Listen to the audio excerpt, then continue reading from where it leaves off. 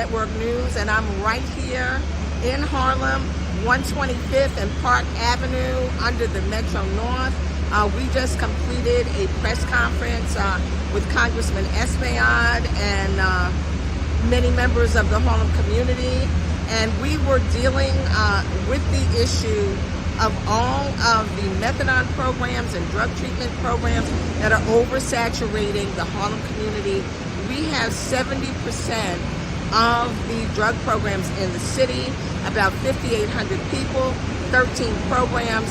So Congressman Espaillat is looking to do some legislation to make the playing field even, that other boroughs, other cities have to take some of these programs. It is impacting our community greatly. So thank you very much, and stay tuned. This is Harlem Network News. Support, subscribe, harlemnetworknews.org, and you can reach us at 646-261-5397 and harlemnetworknews@gmail.com. Go to our YouTube channel and subscribe. We need you. The media is the message, or is the message the media? But we're right here. Terri Wisdom, Harlem Network News. Thank you. Just share with us what the situation is and why you felt it's necessary. This is Harlem Network News to call this press conference. There are 13 methadone programs and other drug substance abuse programs here in Harlem that draw 5,800 patients, folks that come for treatment. And we feel that these services should be decentralized. Harlem is being redlined for these services. I inherited this situation. I plan to change it and take it head on. Oasis is an agency that's not transparent. It functions under the radar. It doesn't engage communities, nor does it tell communities exactly what kind of programs and services are going to be provided in their neighborhood. So we're here to say decentralize it.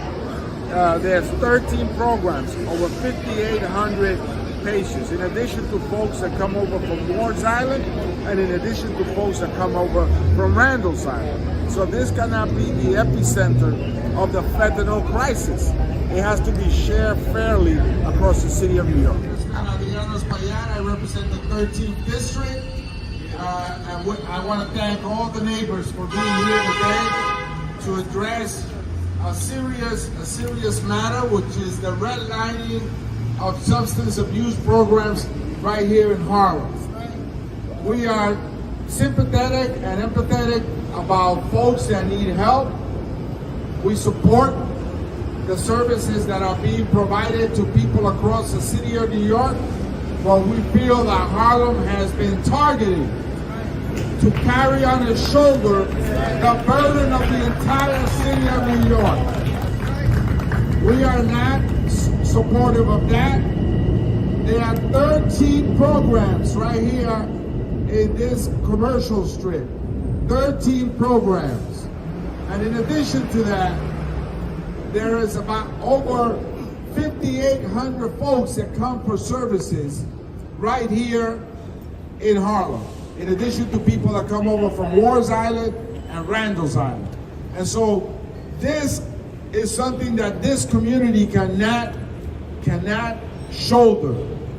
It's breaking its back. And so I'm here to tell you, I'm gonna fight with you, together with you, until we change stuff, right? And yes, we can. You will hear people out there telling you that you cannot. Yes, we can. First and foremost, Oasis is a runaway agency.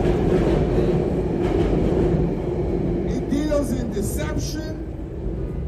It goes under the radar. It doesn't engage community.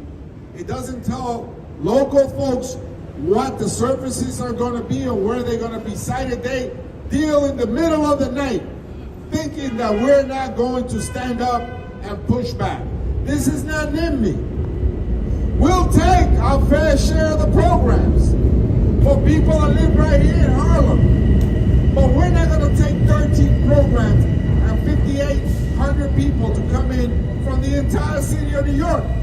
Let the other boroughs carry that load. Let the other neighborhoods carry that load. And so, I want to thank all of you. Let me just go over some figures with you. The distribution of clinics is disproportional, even when looking at different boroughs. 40% in Manhattan, 20% in Brooklyn, 7% in Queens, less than 5% in Staten Island, and 30% in the Bronx. Manhattan and the Bronx, which I represent, carry 70%. That's crazy. 70% of the clinics. That's not fair. That's fundamentally unfair. Manhattan y el Bronx tienen 70% de las clínicas. Aquí en Harlem hay 13. En el Alto Manhattan y en el barrio hay otras.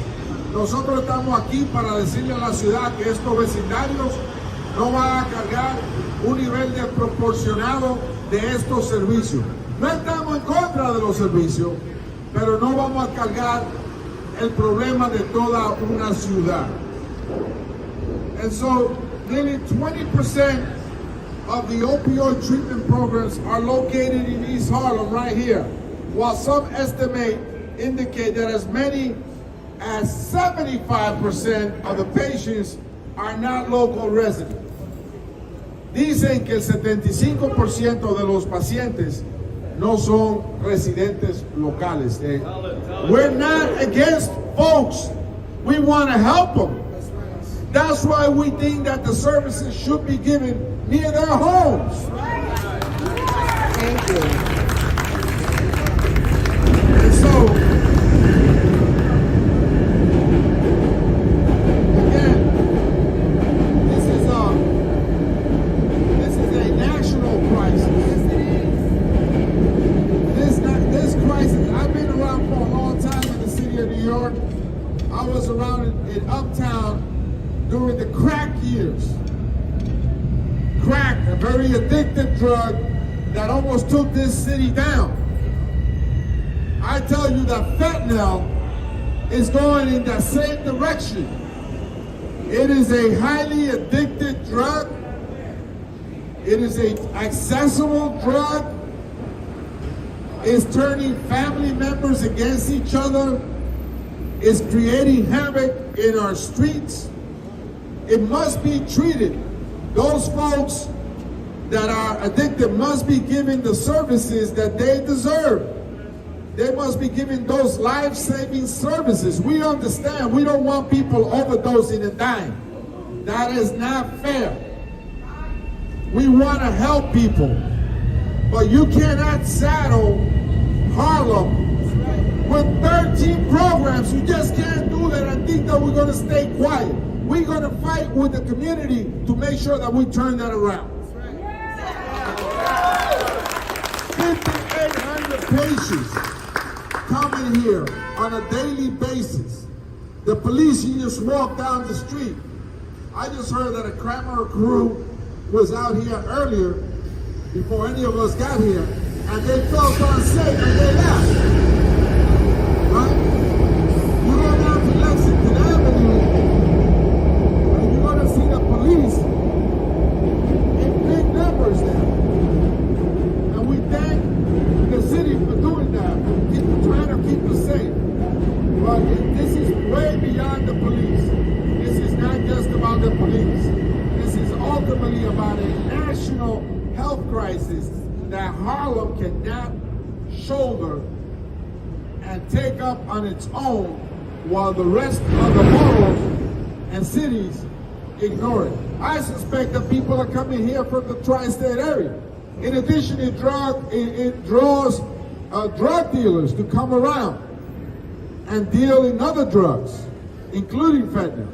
So we're saying stop, decentralize it. We'll take our fair share, maybe even a little bit more, but not 13 programs. We're not going to take that. No, absolutely not. And so with that, I give you someone that's here from the Greater Harlem Coalition. Its co-founder, Terri Ashbury.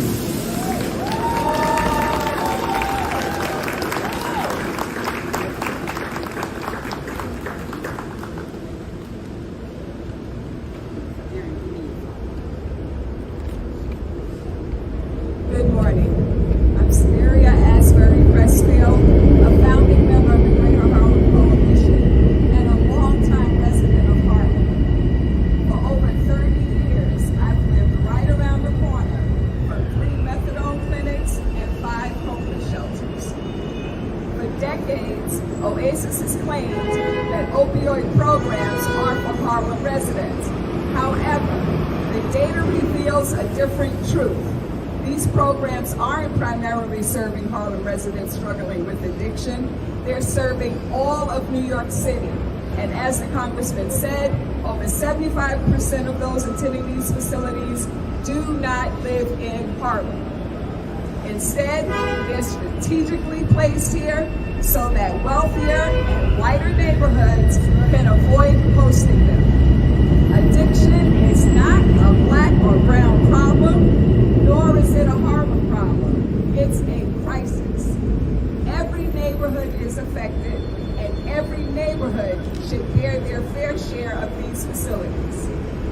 The density of drug programs in New York is excessive and fails patients with substance use disorder. The further patients travel for care, the lower their rate of recovery. OASIS needs to take better care of their patients, and that care needs closer to home. This reality also negatively impacts the quality of life for local residents, as this density attracts drug dealers who prey on the concentration of local locations. Centralizing drug facilities in Harlem and East Harlem only serves to benefit organized crime.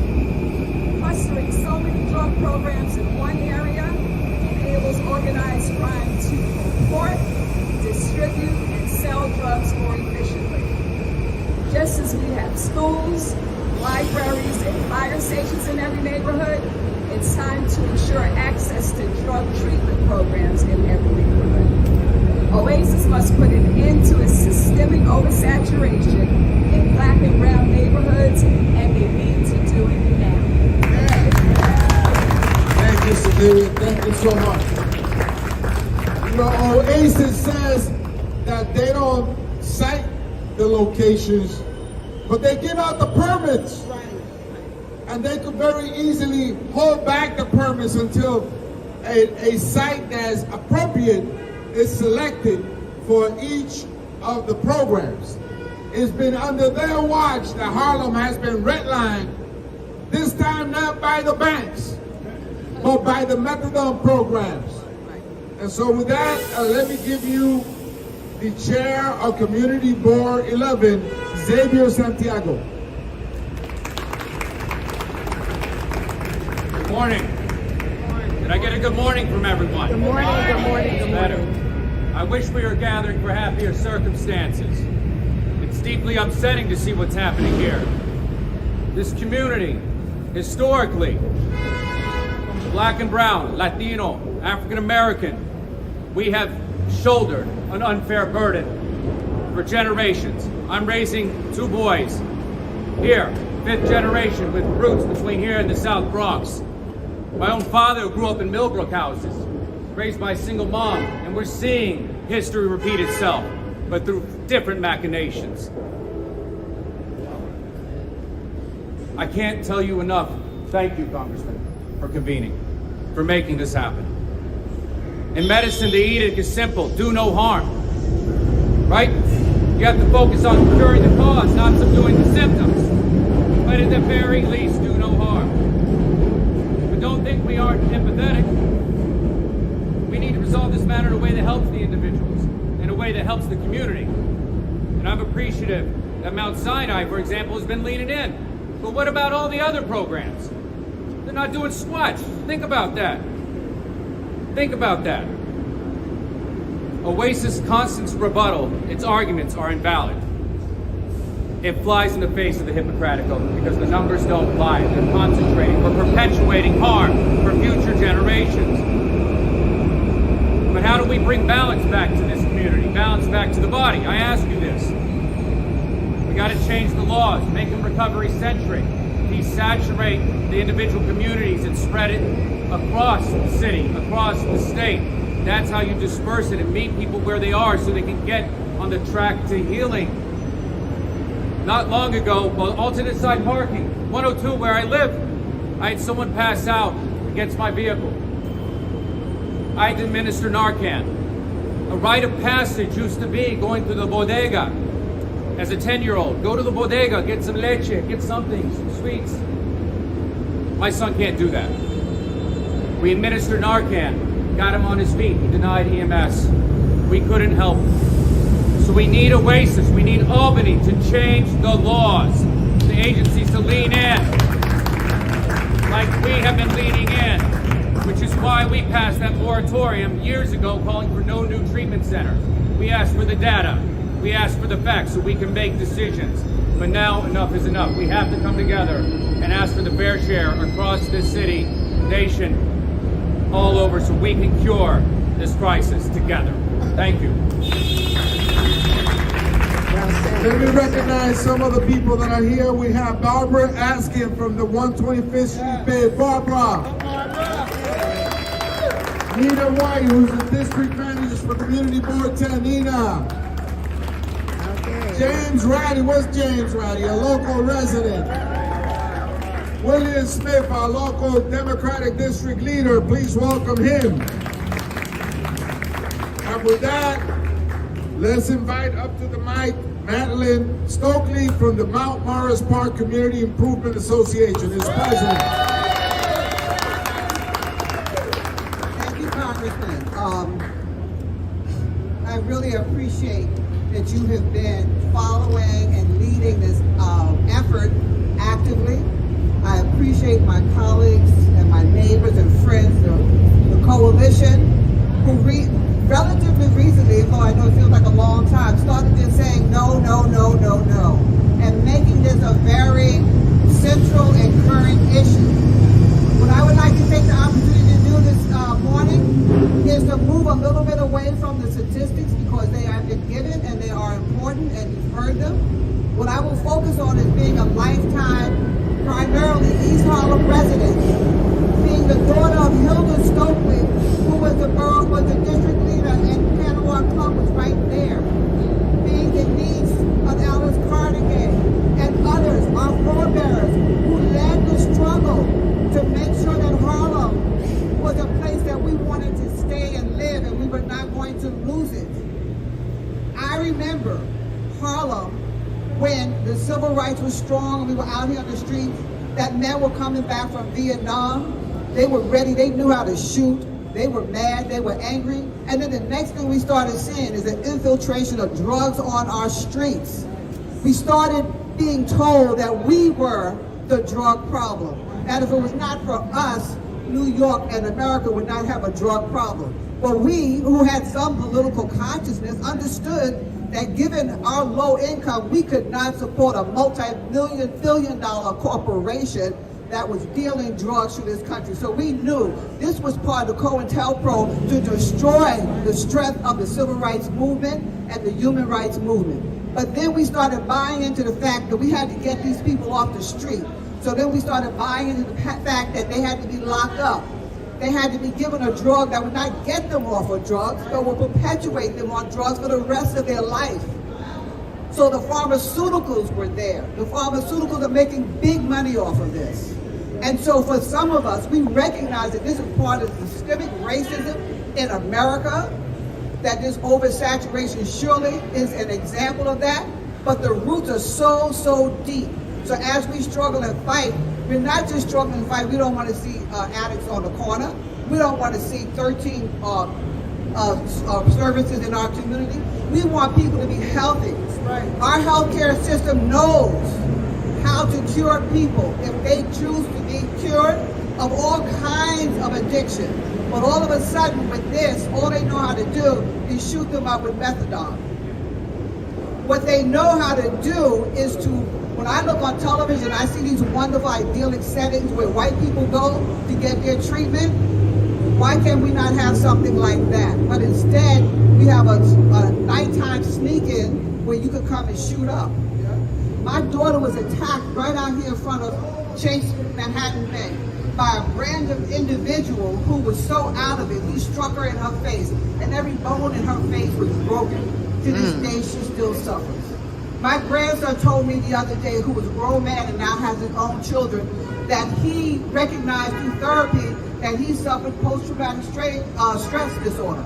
And it was because he was raised on 126th Street between Park and Lexington, and what they had to see every day in their formative years were drug addicts shooting up. Did they feel angry at the drug addicts? Yes. But the conversation was always that they are victims just like we are of this system. So yes, let's continue to struggle to get OASIS. Let's continue to struggle to get legislation that allows this to happen changed. And let's remember that we are in this struggle because of racism in America. And that's Yes, that is the truth. Speak truth to power. Yes. Inform you that the state has informed us that they would lower the treatment and allow those folks that are receiving the treatment to take their dosages home to try to reduce foot traffic here, but we haven't seen that. We have not seen that, and we want those folks to be in a dignified place, not in the middle of two cars shooting up, urinating or defecating in the middle of the street at noon. That's not dignified.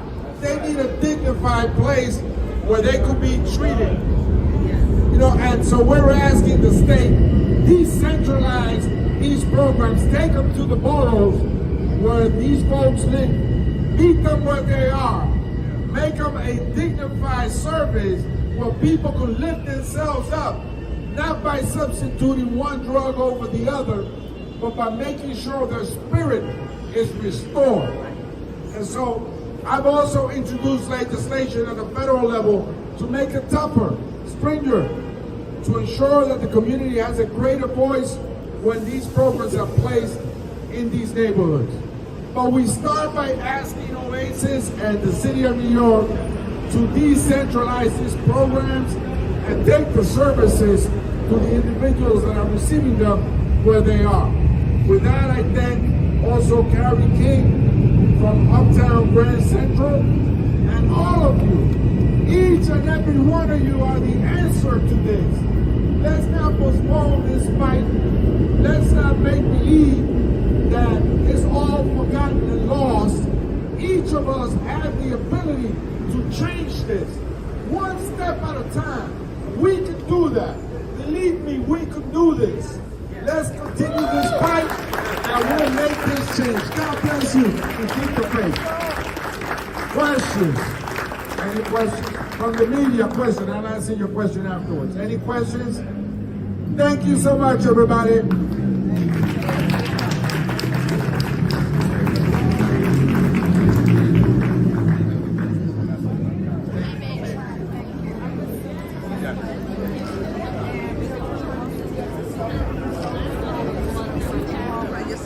And share with us your organization and what some of the initiatives you are doing and some of the, concerns based on the press conference today. So I'm Barbara Askins, and I'm the president and CEO of the 125th Street Business Improvement District. We at the 125th Street BIDS, we are concerned with the quality of life. We're concerned with creating opportunities for businesses, and we're concerned with being able to have a pleasant shopping environment. The reason I'm here supporting this press conference is because the streetscape, our streetscape from river to river is in disarray. And what I mean by that is it's not just the people who have substance abuse issues. There's drug dealing, there's unorganized street vending, there's shoplifting, there are people who have mental health support. And what's ending up happening is pitting us against each other, and we all are working in silos and losing the balance, actually. Because the one thing that's going on is the people who are bringing these programs for whatever reason. Some say they're benefiting, some say that, it's racism, some say that it's own self-interest. But the bottom line is our streets are messed up, and we cannot survive. The mobility for the handicapped, the disabled, the mobility for seniors, all of this is happening in our streets. How can you have a healthy community when you have a street with so many unsolved, unattended social problems that basically government is supposed to be the one to fix? Then when you add on the sanitation issues, when you add on the fact that when it rains, it floods all over everywhere, you add on the fact that the trees can't live and survive, and you add on the fact of rodents, the whole streetscape is just totally out of control. And that's the reason that I'm here, because the Greater Harlem Coalition and the Mount Morris Park Community Association and Community Board 11 have stayed on this issue year in and year out. And, you know, we were not in a position to do that, but we are definitely in a position to support and bring strong support. And that's one of the purposes for me being here. We are all in this together. Okay, and what about Community Board 10? Is that not part of the whole district? Community Board 10 was here.